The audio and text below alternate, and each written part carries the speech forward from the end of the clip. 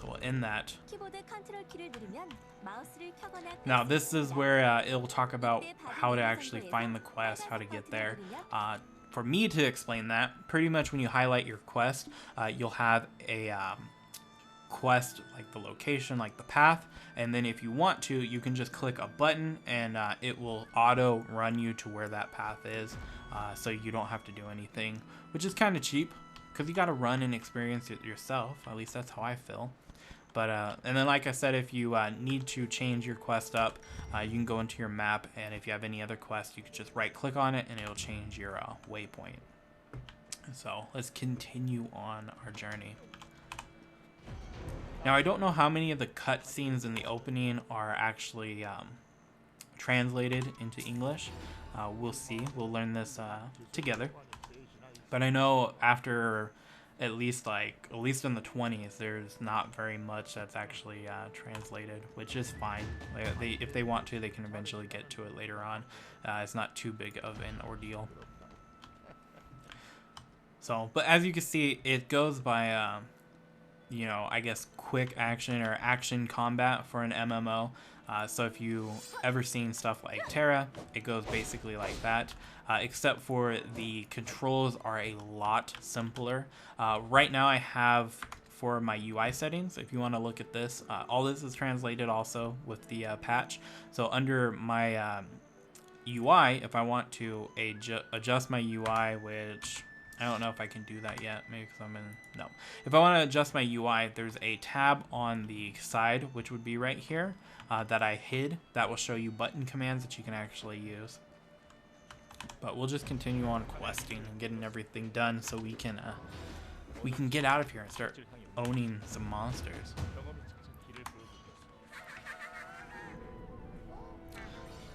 So the little evil shadow guy will pop up, well, I don't know if he's too evil, but the little shadow guy will pop up every once in a while to give you his main quest, and then you'll also have a different main story quest that you can go through. So you'll be getting a good amount of quest.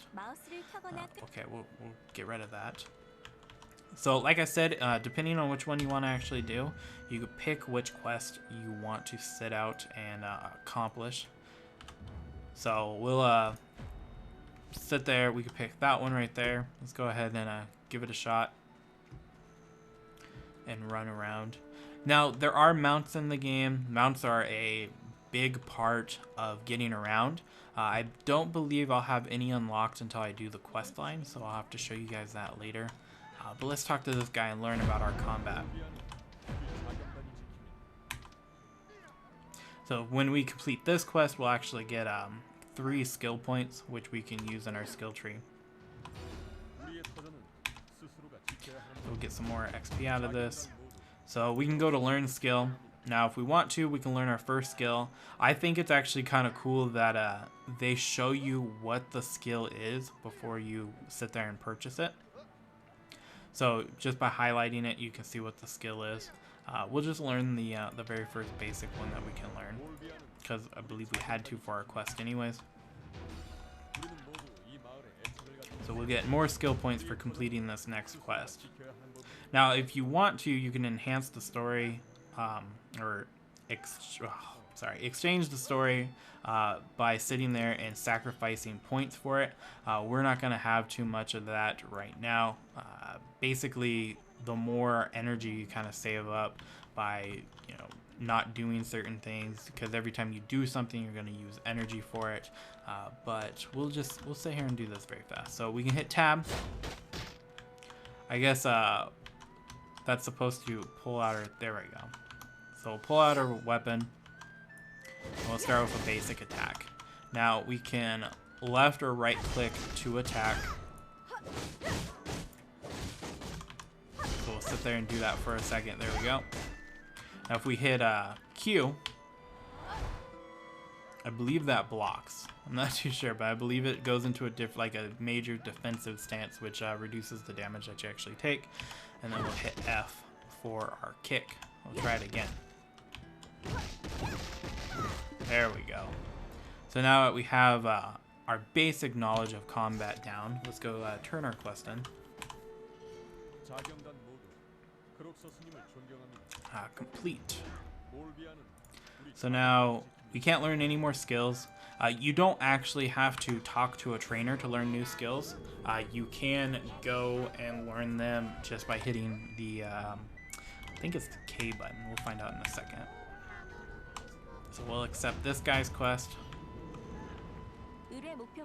So what this is, oh, I can pause it. That's actually kind of cool. So what this is telling you that wherever you're looking on the minimap is going to show different things that you wouldn't see unless you're looking at it. So if you see that question mark that's up there at the middle of the map, if you notice when my character turns just enough where my field of view hits it, you can actually see a question mark. But as soon as you go away, it kind of hides in the background. So it's very, very faint.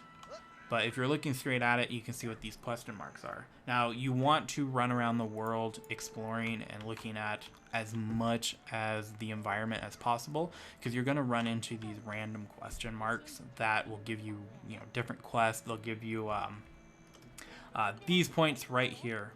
Spirit, that's what it is, sorry. So you have skill points, and then you'll have spirit, and then you'll have contributions.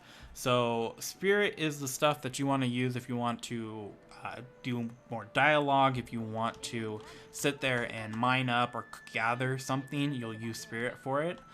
So having your spirit pretty high, since I can go up to 28, I'm going to be able to do more stuff with my spirit that a different character probably wouldn't be able to because their spirit's a little bit lower.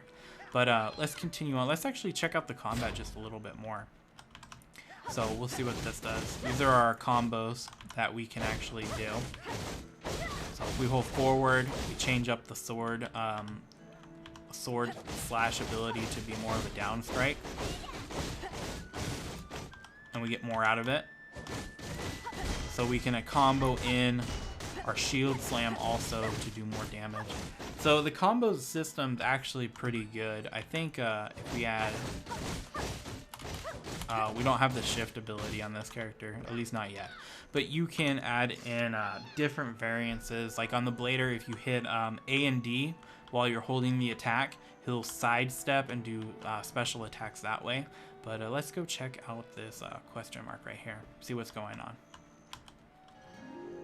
So as you can see, that little plus that went up, that was actually my spirit going up. So now I unlock this character. I can sit here and go to the shop if I wanted to, buy various things. I could sell, rebuy. Don't really have anything that I want to sit there and spend money on as of yet. So since that went up, my spirit went up 1 point. So if I come across anything that requires 8 spirit, I can sit there and do it. But yeah, as you can see, there's a lot of question marks over here. So exploring is something that you'll want to do in this game. So if we see right here, let's check out this guy right now. So now we got another spirit out of that, and we have another shop that we could sit there. We could buy furniture if we want, but we don't have any houses. I don't know if I can explain the houses yet, if that's something that's unlocked. Oh, okay, it is. So as you can see, let's go back on the map very fast. So as you can see, my quests are way over there. I'll get to that in a few. But each of these hometowns are lit up, like right here. You have this town right here, and then we have one more town right here. Now, if I want to, for the very beginning, if you guys get into it, you can click on a town. You'll see these little houses. These houses are different stages. Like 4-1 is like a beginning, different stages. So if you want to have a warehouse, if you want to make it your own house, contribution is what you usually use to buy it. I believe when you're done with contribution, I think you can sell it off to get contribution points back. So you don't want to sit there and spam contribution points all the time. You want to save up some points for purchasing different workers, stuff like that, or looking at different housing structures. So if we wanted to make this a warehouse, it will show you what happens if you do a warehouse. You'll have 3 additional warehouse slots. If you want to do a refinery, you can mine stuff and you'll get this blackstone powder out of it. Or if you just want to make it your own personal house, you can sit there and do that. It'll be a fee of 3,000 silver, and it'll be 1 contribution point And if it has a work timer, it'll show you, hey, this is what the work timer is. And then you'll have your normal operation cost. So if there's no operation with it, it won't cost you anything. But that's how the housing sort of works. Now, I don't know if any of these are linked up right now. So it looks like, trying to look. Okay, trying to get the best view. So it looks like 3 and 4. So if you look, this is 4-1. So if you buy house 4-1, it'll unlock 4-2. And if you buy house 4-2, it'll do 4-3 and so on to 4-4. So that's how you keep chaining up these different houses. So like this house, if you made the first one a warehouse, maybe you can make this one a furniture workshop. And if you want to make this one a tool workshop, you can sit there and make your own tools by using your contribution points and unlocking various chains. They do have guild housing, so if you are in a guild, I have no clue how guild housing works. I have no clue how to even explain it, but that's a little bit of how the housing works. The final thing, since I'm here and we're just talking this over, when you unlock a house, so when I buy a house, you'll have this little chain that goes over here, and this is a path. So this path is unlocked when you discover it, and you pay a contribution point to unlock this area, to unlock, let's say I want to get grapes. So I can go over and farm grapes if I want to with workers that I buy in town.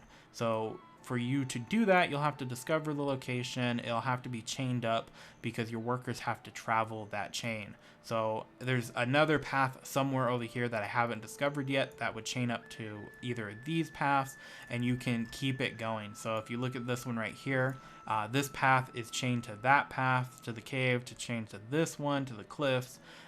These are chained all together in the orange. If I buy this one right here, which I need to save up and do, I will unlock the path from one city to the other. And with the cities, you can actually do warehouse transport. So everything that you store at a town will stay at that store. There's no like global bank.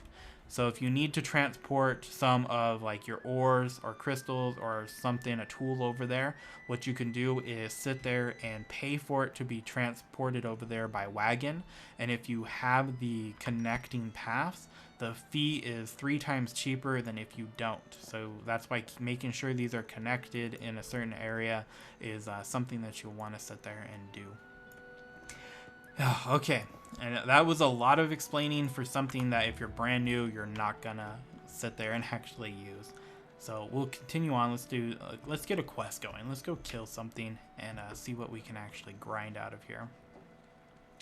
So we are up to level 6 already. How we get to level 6 already? That's crazy. Let's go here. Character the hate. Yeah. Made it up to level 6. I guess we just level up that fast. Maybe since it's still in beta, it's something that just goes pretty quick. So stable. I don't think I have any horses in the stable I can get. Nope. It looks like I could get my Donkey Parker. That's actually kind of cool. So if we go to the shop, if we had the money for it, we could sit there and just buy a horse right away, which you can leave money in your warehouse banks. So that's actually kind of nice to know. If I needed to get a mount right away for a brand new character, I can either just leave it at the stable right back there, and I can have a mount right off the bat. That's kind of nice. So let's see how this goes. I'm assuming since I'm a level 6 for some odd reason, I am going to fly through this and not do too much, take too much damage. Looks like I have a thing that unlocked right now. So if I go ahead and hit that button, this little dude will pop out and give me a quest. So I completed the quest that he gave me already, skill XP. So we'll accept the secondary quest that he has, which I think I already completed. So good job me. So we'll accept this one, and we are on our way. So I don't have to kill any more of these bugs unless I want to.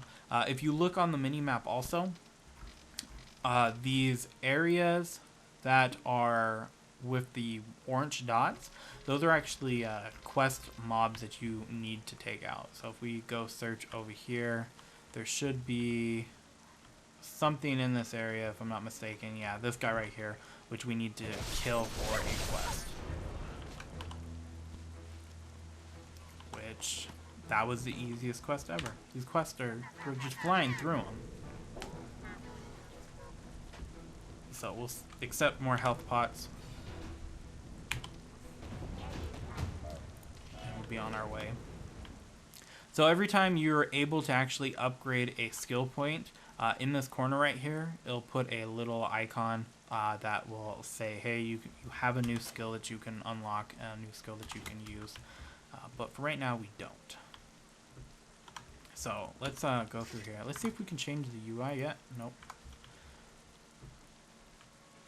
We'll just continue. So we have no quest back here. We have a couple quests over in this area, but we're not gonna take that super crazy long way. We're just gonna cut through the forest. Now, as of right now, I don't think there's any queued up like PvP you can do. I believe it's just open world PvP when you get to a higher level, and I don't know of any dungeons. So we'll go ahead. Let's take this fox out. There we go. So we gotta take out 3 foxes.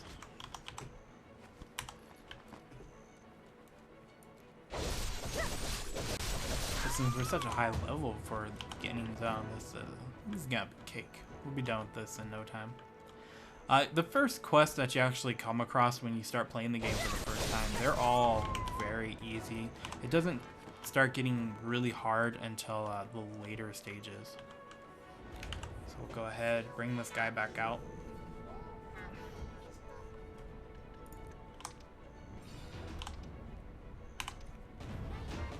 So get more potions. You're gonna have so many potions by the end of your first like 10 levels, you're not even gonna know what to do with them. But I can actually explain to you what to do with them because I figured it out. Took me a while, but I did. So let's loot all this stuff. Now another thing that you can do while you're looting all this stuff, if you look at these, you can right click on them, and certain items you can look for NPCs and you can turn these in. So way over here in the town, if I want to, I can turn in this item, and what it will do is I can exchange 10 of them and it will give me 2 health recovery potions, or I can do 2 MP recovery potions if I want to. Now that's the same with this one right here. I can exchange 20 of them for 500 silver in these 2 locations if I so want to. So saving these items or farming them is kind of important. Oh look, there's our little helpful bar that I was looking for that I thought I cut out. So that bar came back, woo! So you guys can actually see it. So how it says jump, you can toggle your combat. When you're in like a combat stance, it'll show you what abilities you can use while in it. So if I hit F, I can kick the shit out of that fox. Or I can go for that wolf, whatever we want to do. So let's do that. Let's continue on our way.